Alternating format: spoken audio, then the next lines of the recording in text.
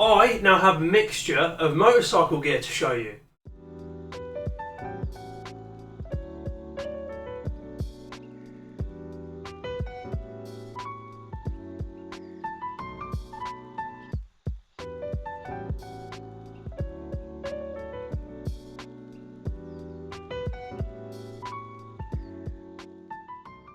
We're going to go through it today and we're going to do a little bit of marketplace searching. I'm going to give you a bit of advice today on where you can buy your gear from, where you can start out measuring, how you're going to figure out what sizes of clothing you need to wear. And we're just going to go through a fool's guide on basically buying your first motorcycle gear. So without further ado, let's get into it. So now I've got a trusty cup of tea. We can go through all of the kit that I bought and been handed down since starting my motorcycling journey. So on the right here, we have some clothes that were handed down to me, and we'll go through those and show you those in a moment. And then on the left we kind of have a mixture of stuff that was handed to me, as well as some of the bits that I've bought from Marketplace.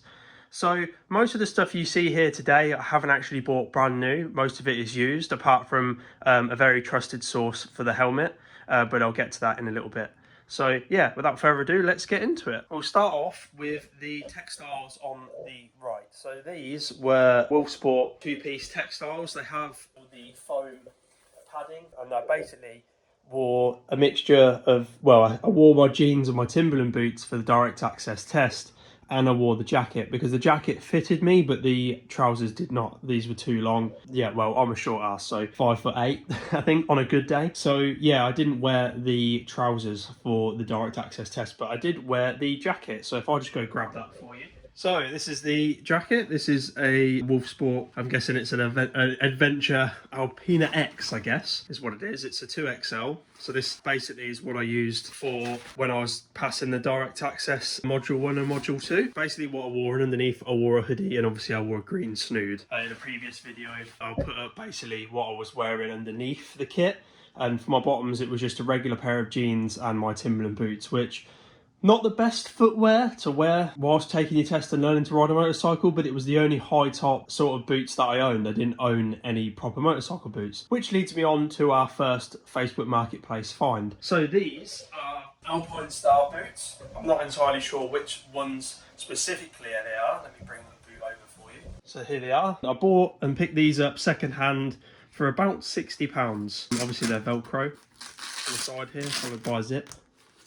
I've already tried them on. The guy was nice enough to let me try them on before obviously I bought them. So yeah, I've got these, picked these boots up for £60, which is pretty good. Good first entry-level motorcycle boot. They're really comfy, and the nice part about them is, obviously, compared to my Timberland boots that I was wearing, you know, these are actually a lot thinner, and hopefully I'll be able to actually feel the pegs and changing gears and stuff as well with these.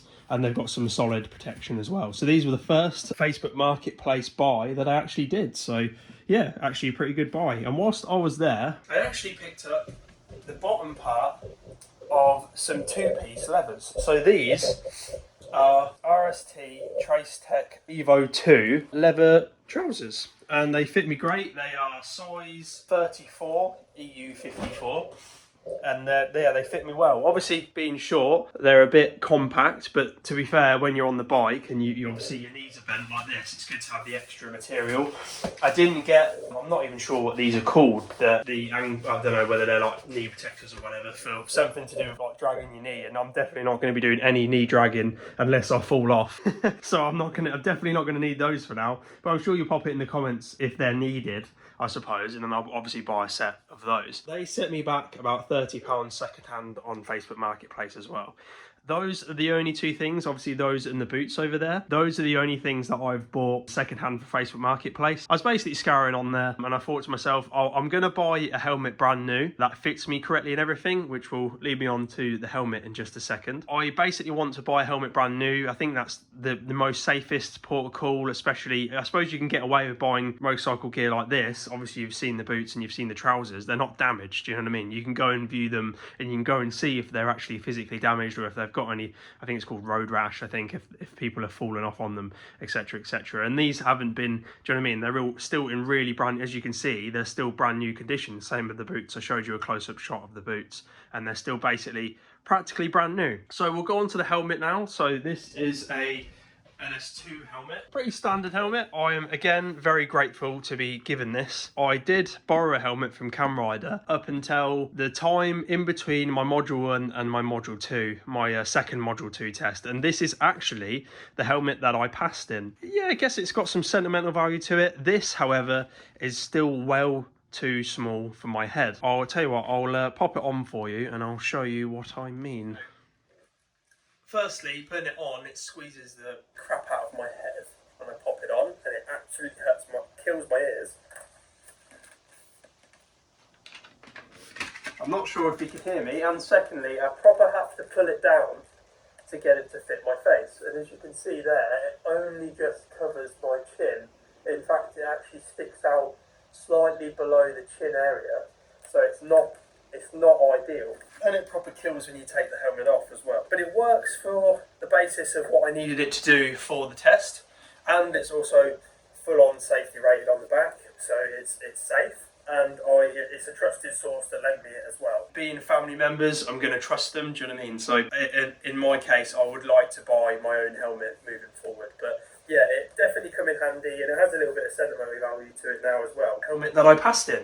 But that's the LS2 helmet that was handed down to me, so pretty cool. It is a extra small helmet, and I have a massive head, not big enough for me, but it did come in handy, and it worked very well for what I needed it for. So big shout out and big thanks to the person that lent me it.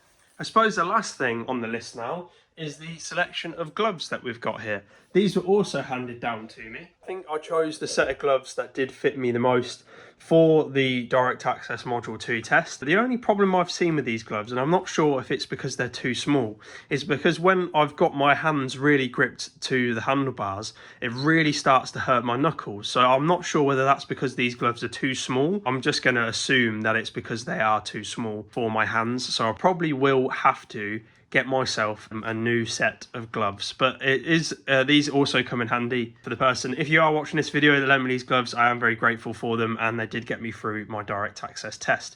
But yeah, I've got 2 sets of gloves here, and they come in handy, and I probably will use them until I can afford a decent set of gloves.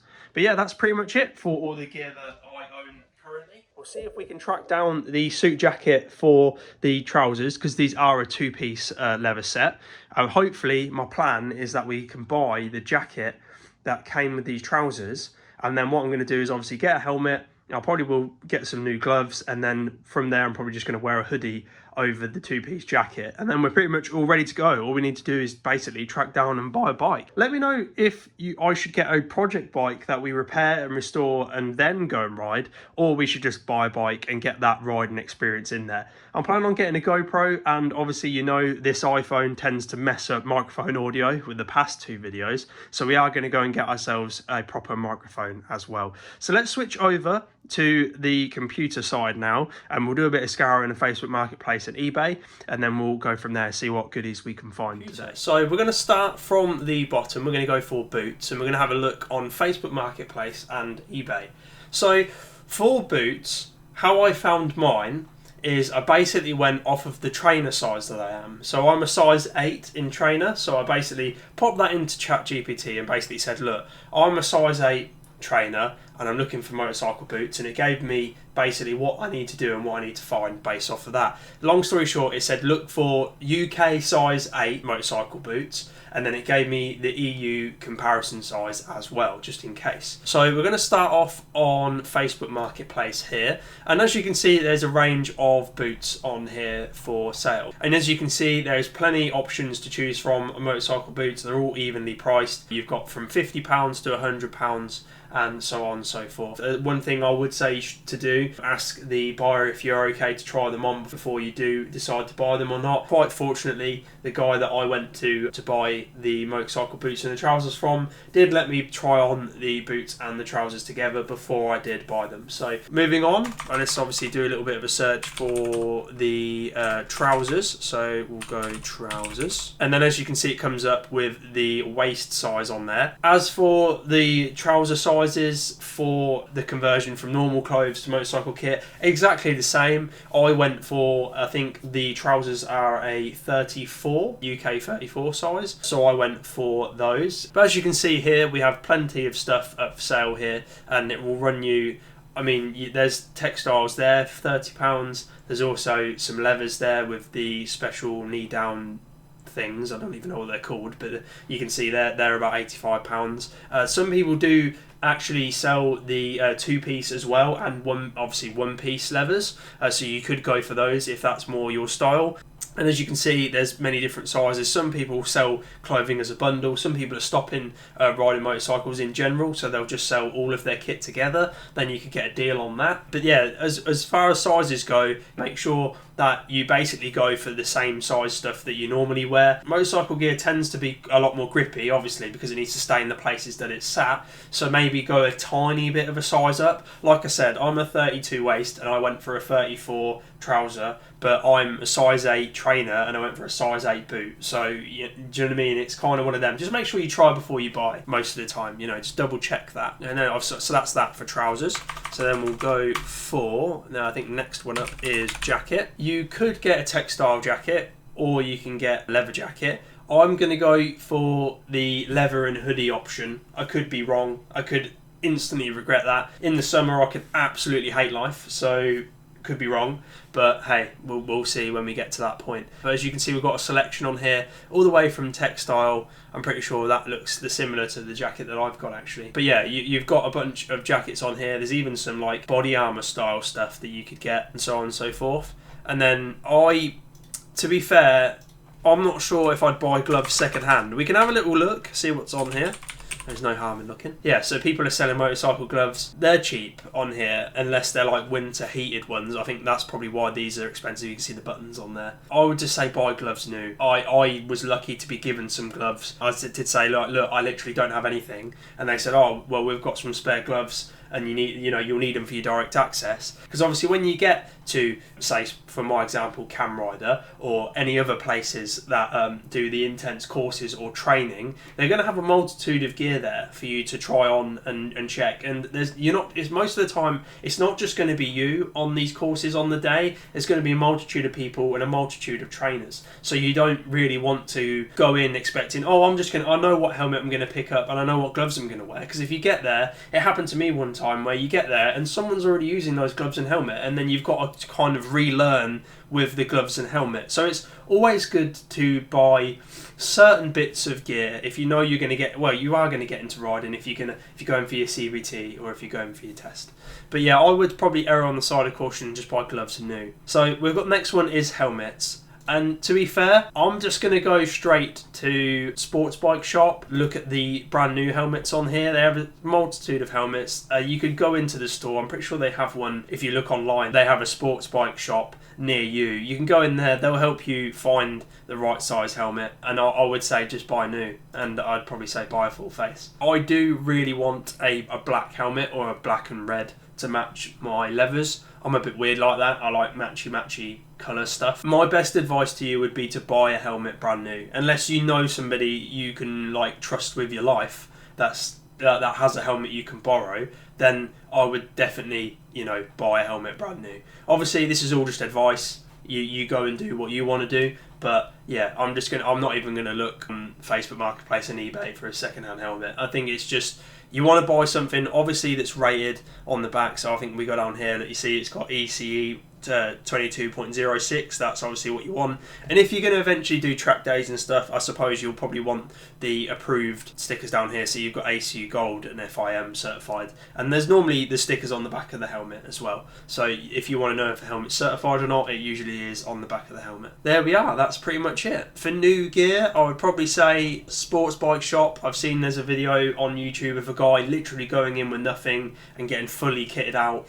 He has someone there with him and someone there who's filming the video of the experience, and they basically go through every single bit of item of gear that he wants. They let him try them on. So I assume if you went to a sports bike shop, then they'd help you out with the same sort of thing. You'd be in safe hands there, do you know what I mean? It'd be nice to go there. If you have a local store that you can go to, they'll also help you out as well. So here's another one. So that's Superbike Factory. They also obviously sell bikes, used and new.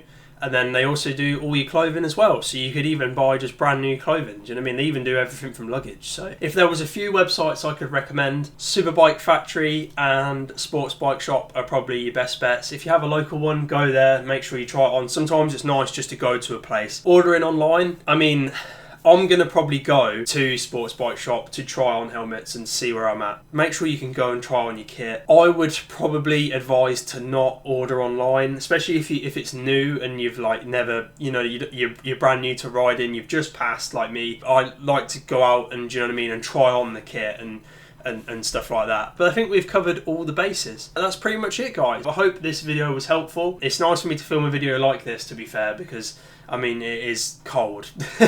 It's very cold outside. There's currently snow on the ground outside. So I thought I'd get a video out to you. Have a good one, guys. Hopefully this helped you. If you have any advice for me, pop it down in the comments below. I always love to hear from you guys on stuff I can do better or how I can improve my videos, etc, etc. And yeah, I'll see you guys in the next one.